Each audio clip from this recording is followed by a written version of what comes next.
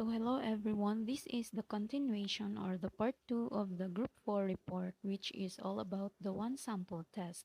So here I will focus the last two subtopics, which is all about the Kolmogorov-Smirnov one sample test and one sample run test.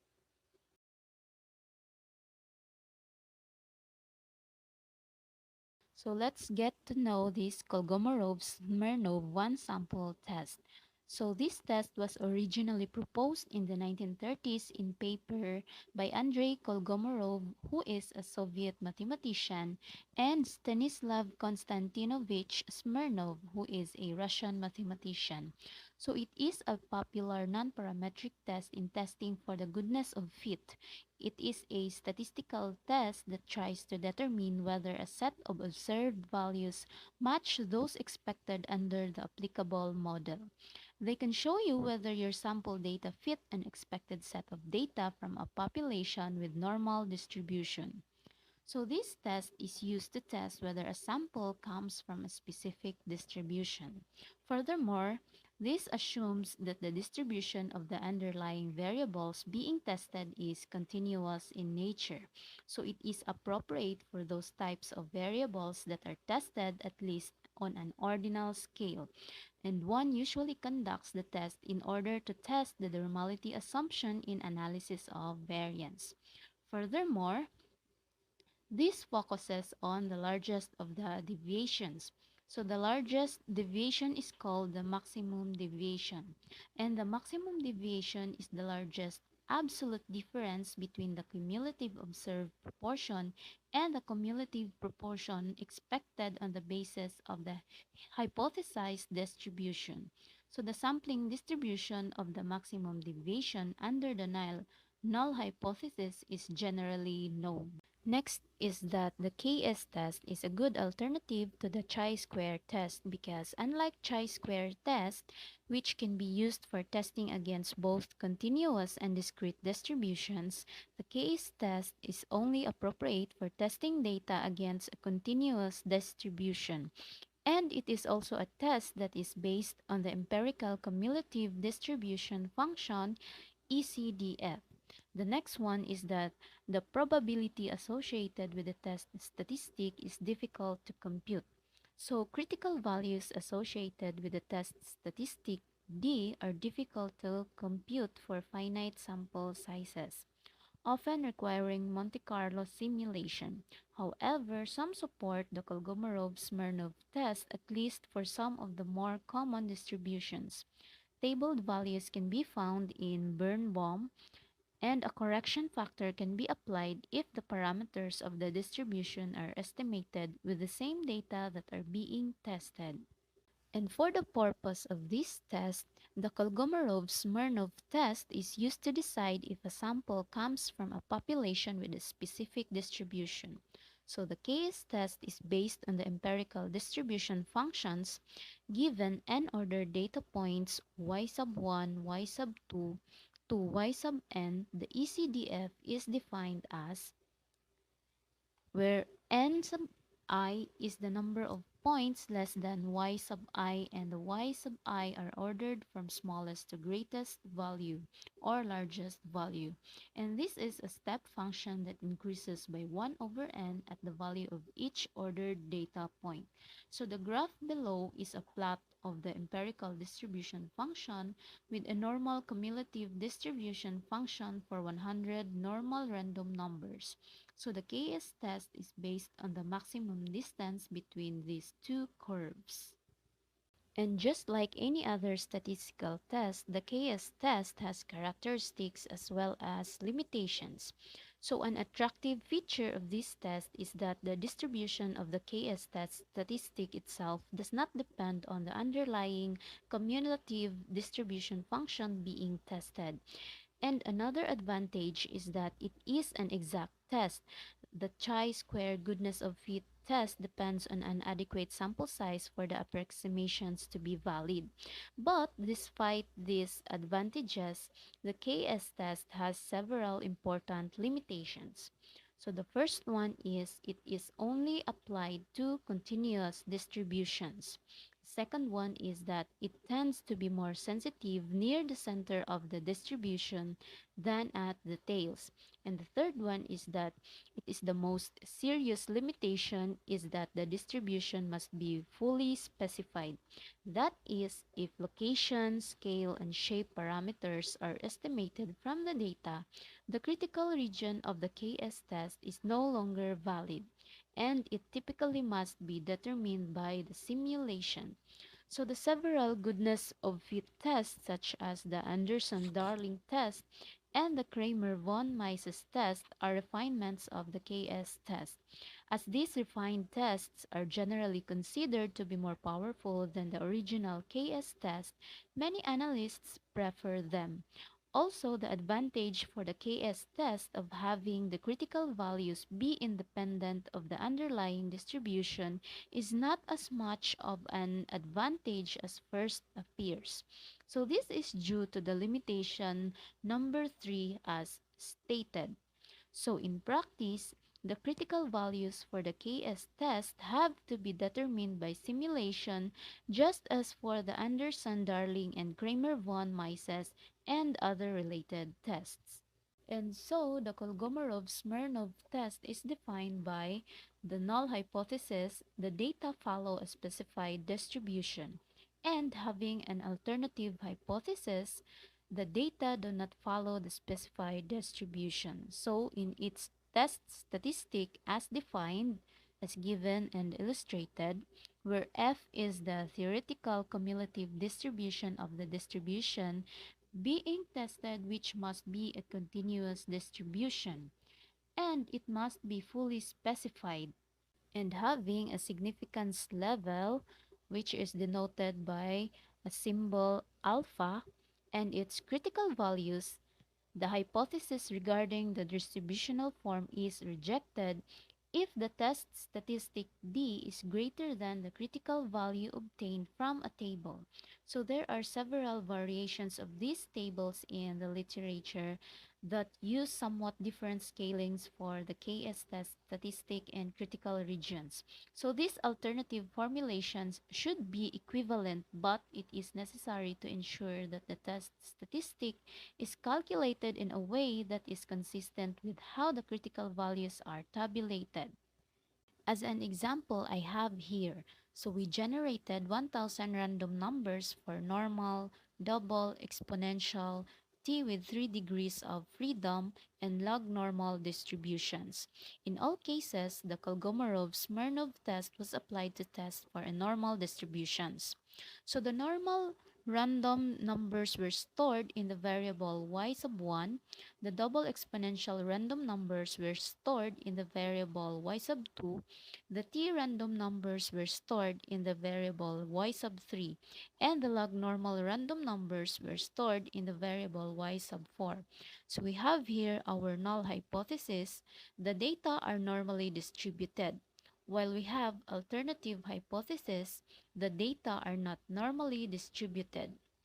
And according to its test statistic, from y sub 1 to y sub 4, we have here as shown in the illustration, and with the significance level alpha is equal to 0.05 and a critical value which is equal to 0.04301, and the critical region which states that we have to reject our null hypothesis if d is greater than to 0.04301. So as expected, the null hypothesis is not rejected for the normally distributed data, but is rejected for the remaining three data sets that are normally distributed. So as an important note, many statistical tests and procedures are based on specific distributional assumptions. The assumption of normality is particularly common in classical statistical tests. Much reliability modeling is based on the assumption that the data follow a Weibull distribution. So there are many non-parametric and robust techniques that are not based on strong distributional assumptions.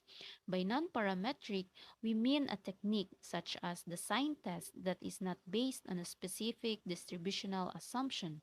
By robust, we mean a statistical technique that performs well under a wide range of distributional assumptions. However, techniques based on specific distributional assumptions are in general more powerful than these non-parametric and robust techniques. By power, we mean the ability to detect a difference when that difference actually exists. And therefore, if the distributional assumptions can be confirmed, the parametric techniques are generally preferred.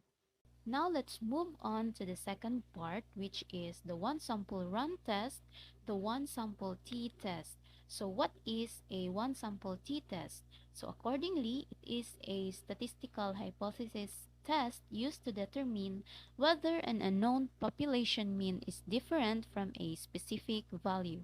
So when can we use this test? So we can use this test for continuous data, which means our data should be a random sample from a normal population. But what if our data isn't nearly normally distributed?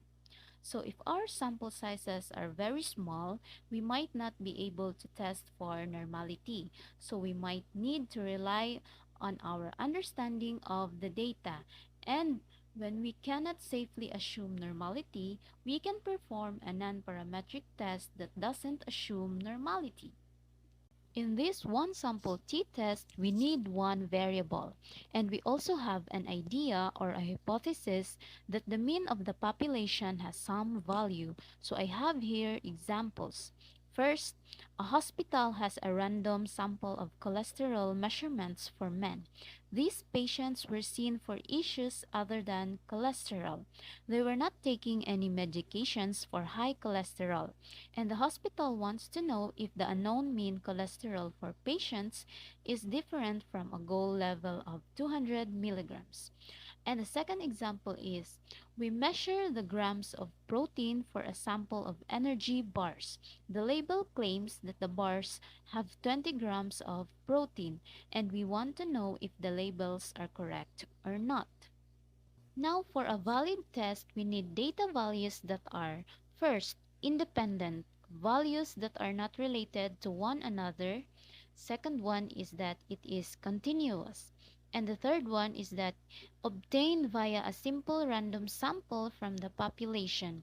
And also, the population is assumed to be normally distributed. So imagine if we have collected a random sample of 31 energy bars from a number of different stores to represent the population of energy bars available to the general consumer. The labels on the bars claim that each bar contains 20 grams of protein. So as you can see here in the table that I have provided, if you look at the table, we will see that some bars have less than 20 grams of protein and the others have more. So we might think that the data support the idea that the labels are correct, but others might disagree. So the statistical test provides a sound method to make a decision so that everyone makes the same decision on the same set of data values. Now let's try to check our data. So in checking our data, let's start by answering the question, is the t-test an appropriate method to test that the energy bars have 20 grams of protein? So I have here the lists that checks the requirements for the test. So first, the data values are independent, which means the grams of protein in one energy bar do not depend on the grams in any other energy bar. An example of dependent values would be if you collected energy bars from a single production lot. And so a sample from a single lot is representative of that lot and not energy bars in general. The second one is that the data values are grams of protein, so that the measurements are continuous. The third one is that we assume the energy bars are a simple random sample from the population of energy bars available to the general consumer. So mix of lots of bars. And the last one is that we assume the population from which we are collecting our sample is normally distributed. And for large samples, we can check this assumption if we decide that the t-test is an appropriate method. Now I have here a histogram and summary statistics for the grams of protein in energy bars. So before jumping into our own analysis, let us take a quick look of these illustrations. So looking at the histogram, we see that there are no unusual points or outliers. So the data look roughly bell-shaped, and so our assumption of a normal distribution seems reasonable.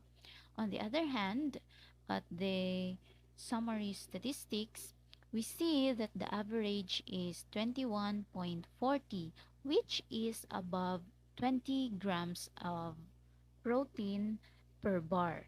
So we can question that if this average from our sample of 31 bars invalidate the label's claim of 20 grams of protein for the unknown entire population mean or not.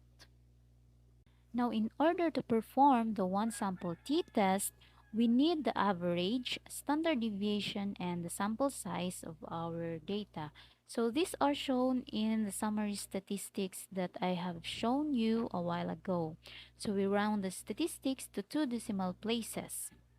So we start by finding the difference between the sample average and 20. So this is 21.40 minus 20, which is equal to 1.40.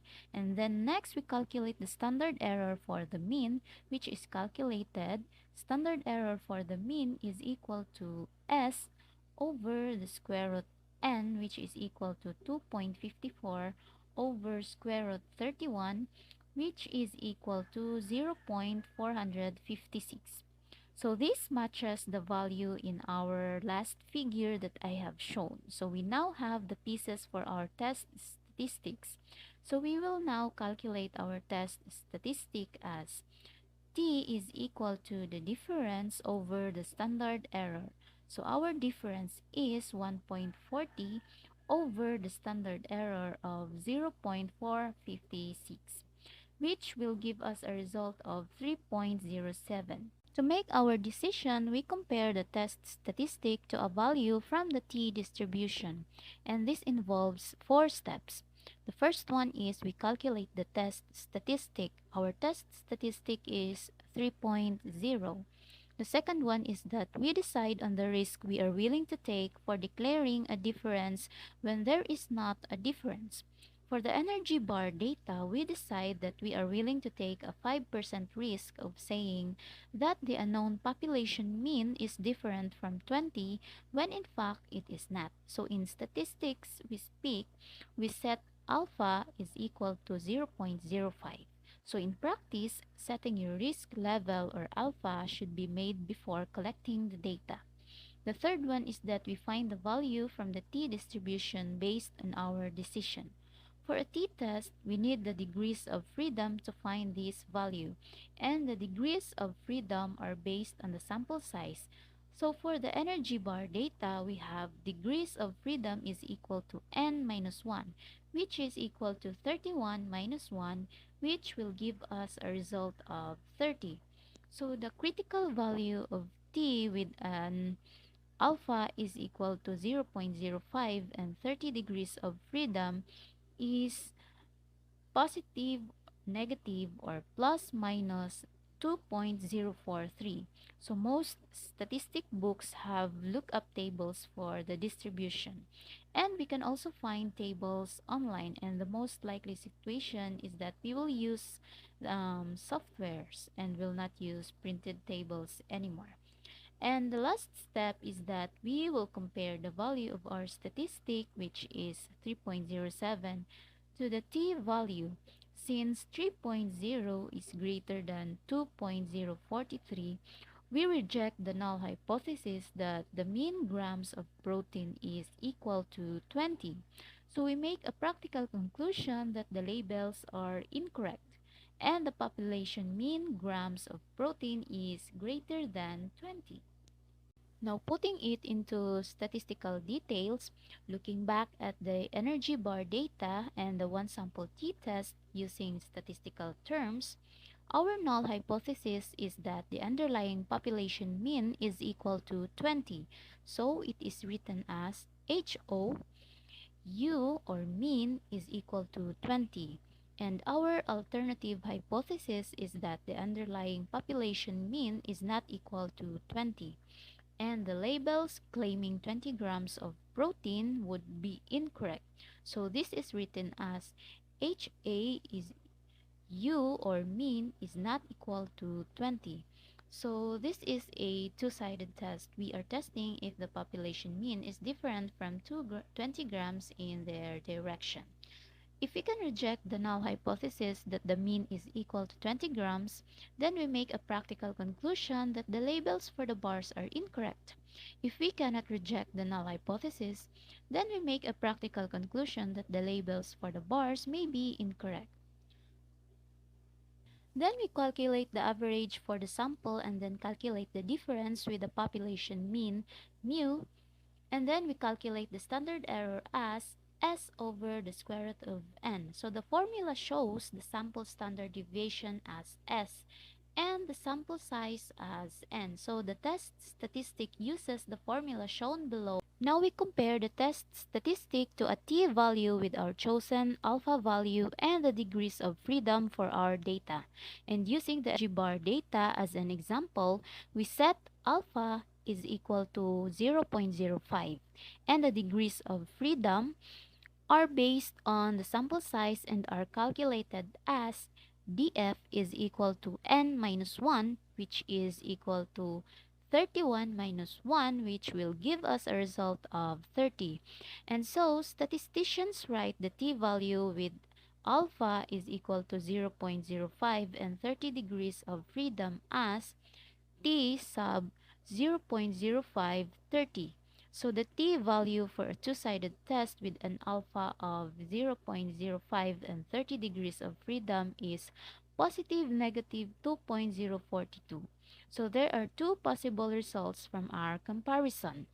So the test statistic is less extreme than the critical t-value. So in other words, the test statistic is not less than negative 2.042 or is not greater than positive 2.042. So we fail to reject the null hypothesis that the mean is equal to the specified value.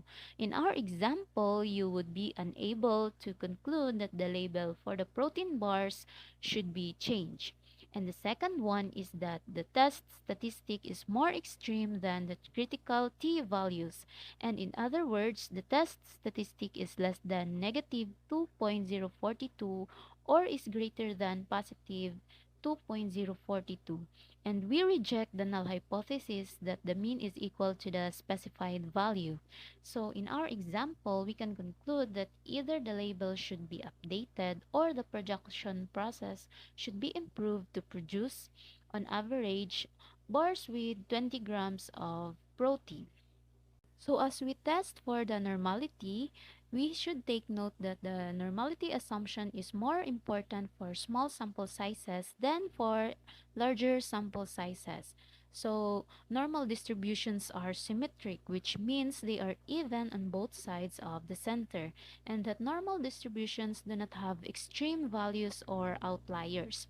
So we can check these two features of a normal distribution with graphs. So accordingly, earlier we decided that the energy bar data was close enough to normal to go ahead with the assumption of normality. So the figure shows that a normal quantile plot for the data and it supports our decision. So we can actually go ahead with the assumption that the energy bar data is normally distributed. But what if my data or our data are not from a normal distribution? So if our sample size is very small, it is hard to test for normality. So in this situation, we might need to use our understanding of the measurements. For instance, for the energy bar data, the company knows that underlying distribution of grams of protein is normally distributed. So even for a very small sample, the company would likely go ahead with the t-test and assume normality. So, what if we know the underlying measurements are not normally distributed? So, in this case, or what if our sample size is large and the test for normality is rejected? So, in this situation, we can use a non-parametric test. So, non-parametric analysis do not depend on an assumption that the data values are from a specific distribution. So, for one sample t-test, the one possible non-parametric test is the Wilcoxon signed rank test. Now let's try to understand the p-values. So using a visual, we can check to see if our test statistic is more extreme than a specified value in the distribution. So the following figures as shown shows a t-distribution with 30 degrees of freedom. And putting it together, the null hypothesis value of 20 and the average and standard deviation from the data. And the test statistic is 3.07. So this matches the calculations that we have performed. And so if we use some software, it will show us results for a two-sided test and for one-sided tests. So our null hypothesis is that the mean grams of protein is equal to 20. And our alternative hypothesis is that the mean grams of protein is not equal to 20. So, showing the p-value of 0.0046 for the two-sided test, and the p-value describes the likelihood of seeing a sample average as extreme as 21.4 or more extreme when the underlying population mean is actually 20. So in other words, the probability of observing a sample mean as different or even more different from 20 than the mean we observed in our sample. And a p-value of 0.0046 means there is about 46 chances out of 10,000. So we feel confident in rejecting the null hypothesis that the population mean is equal to 20. And that ends my discussion and presentation about our topic about the one sample test. And so this is Janice Rose Aba, and I hope you learned something from my discussion. Thank you.